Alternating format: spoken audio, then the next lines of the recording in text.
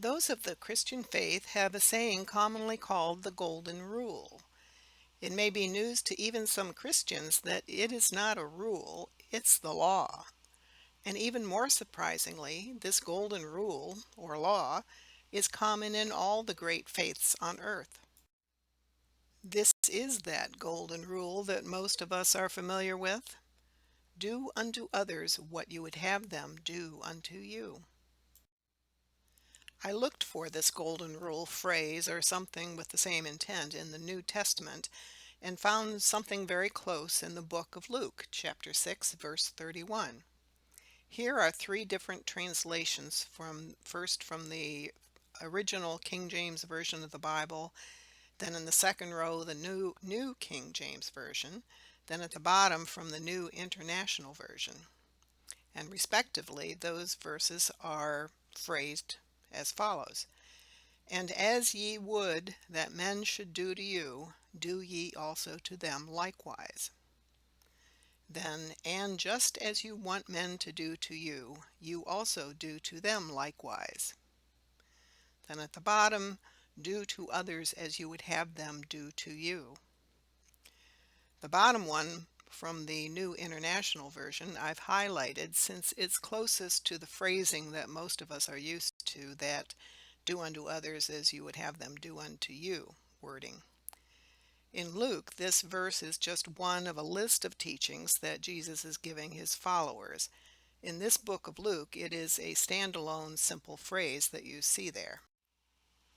We know that the four Gospels, Matthew, Mark, Luke, and John, often reiterate the same teachings and sayings of Jesus, but often in different phrasings and contexts. The Golden Rule in the book of Matthew has a much more detailed context to this Golden Rule than the mention in the book of Luke. I find the full context in Matthew to have a directive far stronger than in Luke. Thus it is of much more spiritual relevancy to us as we go about our lives. So I thought I'd explore this verse further. Quote, "So in everything, do to others what you would have them do to you, for this sums up the law and the prophets." End quote.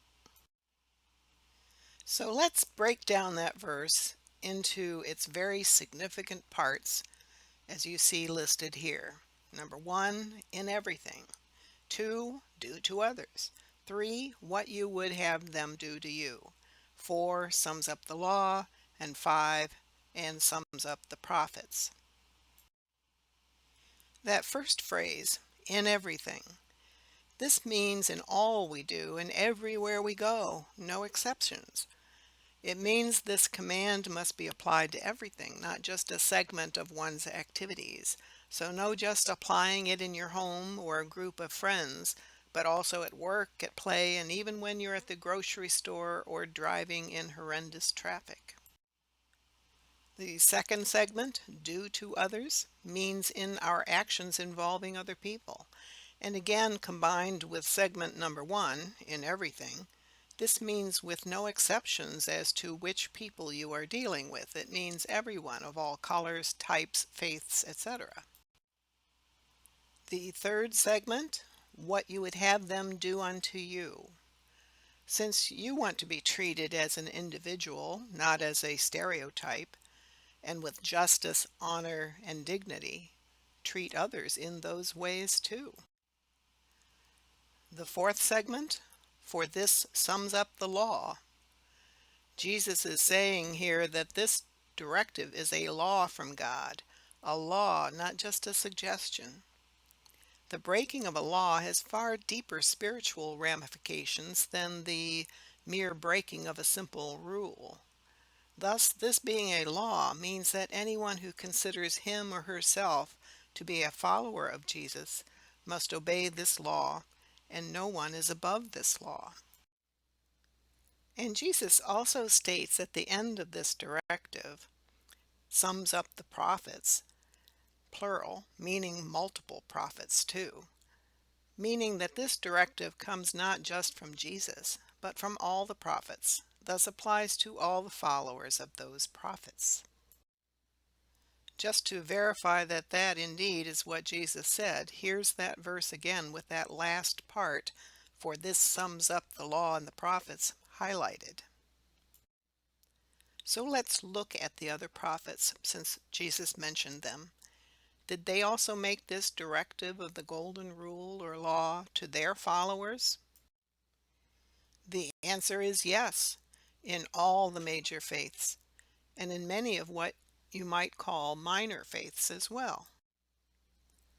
From the sacred texts of these faiths of God, we can see a reiteration of the golden rule, meaning law. They just have different ways to say the same thing. Starting at the top, we have a quote from the sacred writings of the Baha'i faith. That's the nine-pointed star at the top center. Quote, "Blessed is he who prefers his brother before himself." Clockwise, next is Buddhism. Quote, "Hurt not others with that which pains yourself." Islam, quote, "No one of you is a believer until he desires for his brother what he desires for himself." Next, Christianity, quote, "Do unto others as you would have them do unto you." Hinduism, "This is the sum of duty. Do not to others that which, if done to thee, would cause pain." Judaism, quote, "What is hateful to you, do not do to your fellow man." That is the entire law. All the rest is commentary. Note that mention of the law.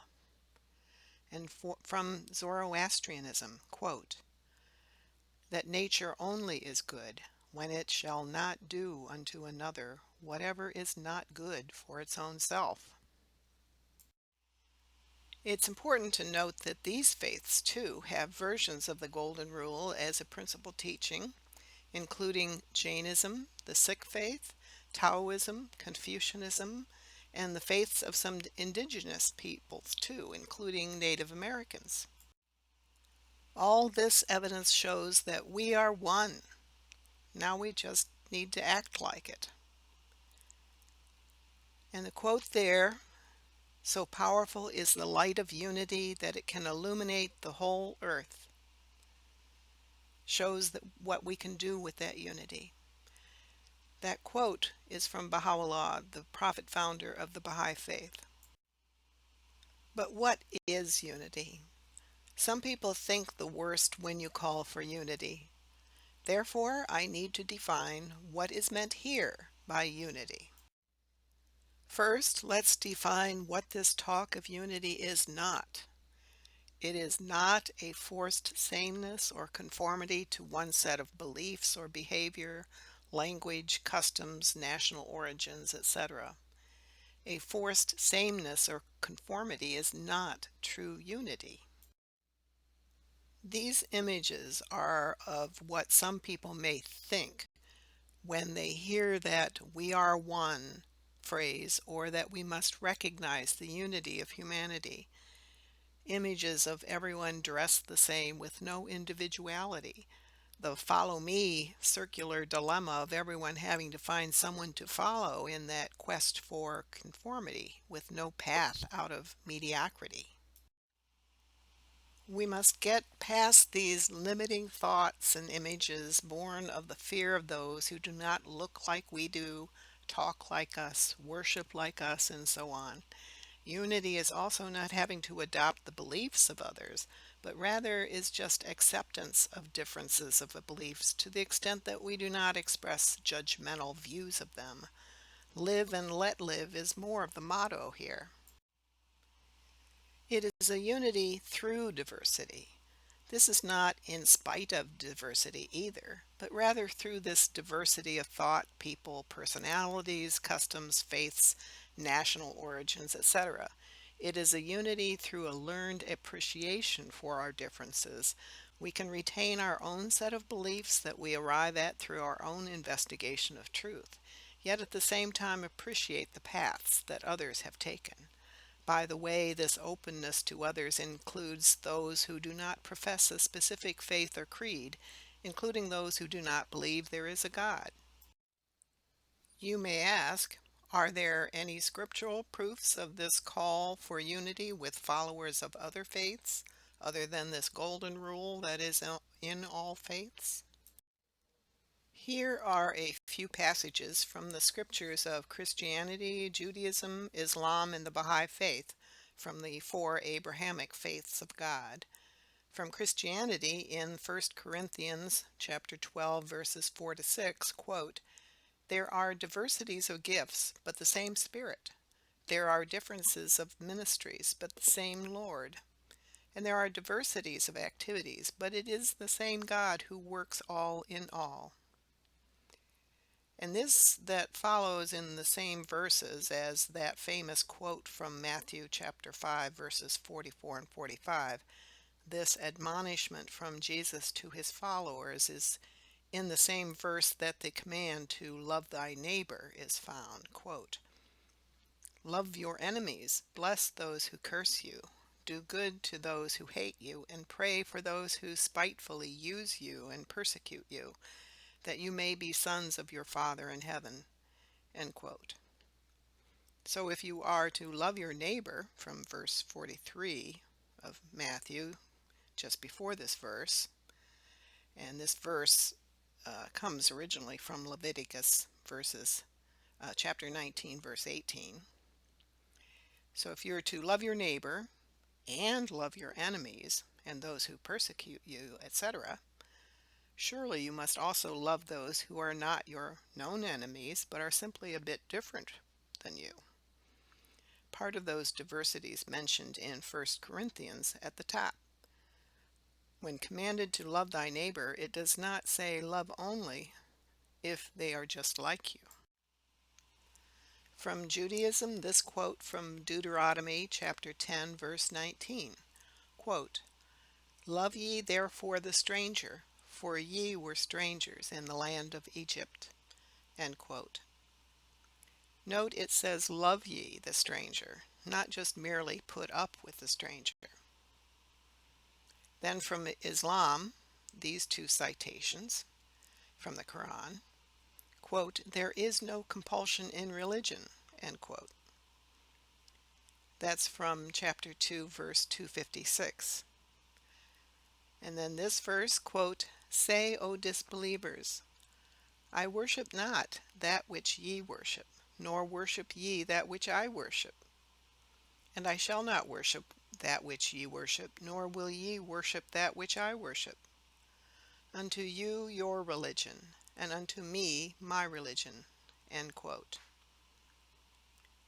So this verse, in effect, is saying, live and let live. And from the Baha'i faith, this quote from the prophet founder, Baha'u'llah, his name means the glory of God in English. Quote, "The great being saith, O well-beloved ones, the tabernacle of unity hath been raised. Regard ye not one another as strangers. Ye are the fruits of one tree, and the leaves of one branch. We cherish the hope that the light of justice may shine upon the world and sanctify it from tyranny." End quote. That's from his book, Gleanings from the Writings of Baha'u'llah. And this also from the pen of Baha'u'llah, quote, "The earth is but one country, and mankind its citizens." End quote. So, how do we unify in our homes, neighborhoods, towns, in our workplaces, in cities, states, nations, and internationally? First, we must recognize this truth from Baha'u'llah, the prophet founder of the Baha'i faith, quote, "The great being saith, the heaven of divine wisdom is illumined with the two luminaries of consultation and compassion. Take ye counsel together in all matters, inasmuch as consultation is the lamp of guidance which leadeth the way, and is the bestower of understanding." End quote. So what is meant by compassion as one of these two luminaries to wisdom? From the Merriam-Webster Dictionary, compassion is defined as sympathetic consciousness of others' distress, together with a desire to alleviate it. We need to dissect that definition a bit. Compassion is, number one, sympathetic consciousness of others' distress, and number two, together with a desire to alleviate it. Note that clause 2 is a part of the definition, not an afterthought or a maybe if you feel like it thought. You can't have sympathy for others but not want to alleviate it, yet call yourself compassionate. And here are some synonyms for compassion, such emotions and virtues as condolence, humaneness, empathy, altruism, sensitivity, generosity, kindliness, goodwill, large-heartedness, and others as you see here. So these and others are the virtues we must learn and use in our contacts with other people. There are two main purposes of consultation. One, provide for the input of a variety of approaches and ideas of the situation at hand and possible resolutions. This must be an inclusive consultation wherein all those who are or could be affected are involved and can participate at some level. Even those who are usually sitting quietly on the side, their input must be specially elicited. The key is many minds are better than one or a few minds. Number two, to discover the truth of a situation or condition. Note that this search for truth is not a search for who to blame, specific individuals or even a group who you're trying to find who they did it, they caused this, but rather to learn the root causes of the situation under review. Someone first hearing that a search for truth is one of the key purposes of consultation may think it very odd indeed. But when we are confronted by problems, if we are not recognizing up front that we must have our eyes open to the full truth of a situation, the participants will not find the best resolutions and may not be able to solve the issues at hand at all. And life is a search for truth.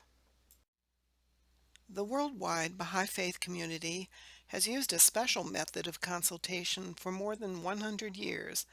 Our faith is just 172 years old. It began in 1844. This system of consultation is delineated quite clearly in the authoritative texts of our faith.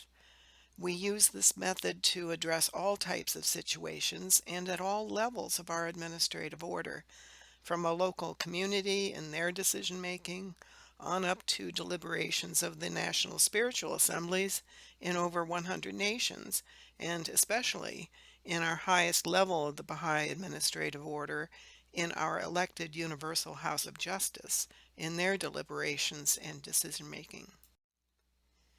And we use this Baha'i consultative method in other interactions in our Baha'i communities, but also with others. We have used this consultative method in our own families, in our own businesses and workplaces, and as a service to others. Some have assisted other organizations, businesses, and groups on how to use this method of consultation. Please understand that this consultative method is a basic and sustainable democratic method of decision making for any type of group or organization. To use this consultative method, you and your group or organization do not have to be a religious organization. It is perfectly adaptable to a secular organization or to other religious communities. Here are 3 YouTube presentations on the Baha'i consultative model. You will have to stop this video to write down these web addresses if you're interested. The first one is fairly short, 9 minutes and 30 seconds in length, and provides a good overview of this consultative method. The second is very good, but it is only an audio presentation, not visual. The speaker is a therapist who has specialized in conflict resolution, so he is professionally familiar with human interaction. The bottom one is from a Wilmette Institute course on consultation. The Wilmette Institute is a Baha'i online learning resource. Non-Baha'is can take courses there too. The speaker is an MIT scientist who became involved in the use and implementation of the Baha'i model of consultation. If you watch the videos and are interested in learning more about this consultative method, which introduces a basic democracy into decision making, please visit these websites to contact the national Baha'i communities in the USA, that's the website on the top, and in Canada, the site below that. Note that your group or organization does not have to use the religiously oriented aspects of the method, which would be problematic in a secular setting like a workplace, and religion of any kind should not be force-fed to anyone. Another faith community could adapt it to their own religious teachings. If you are a bit curious about who this person Baha'u'llah was and what his faith, the Baha'i faith, are about, here are two websites. The top one is a written article that provides a brief review of basic information about the history and beliefs of the Baha'i faith, just to give you some background. And the bottom one is a link to a YouTube video about Baha'u'llah, the prophet founder of the Baha'i faith. It is a 30-minute video which is titled The Prisoner of Akka. And I'll leave you with this once again from Baha'u'llah. The earth is but one country, and mankind its citizens. Thank you for watching. Please note that this production is not an official production of the Baha'i Faith community. It was written, produced, and narrated by me alone. Contact me at that email address if you have any questions. All copyright protections are claimed. Do not change any information, slide, diagram, or narration without my permission. And please do not charge a fee to anyone for viewing this video or any part of it. I do not make any money from these videos. I consider this a service and a gift to my fellow human beings.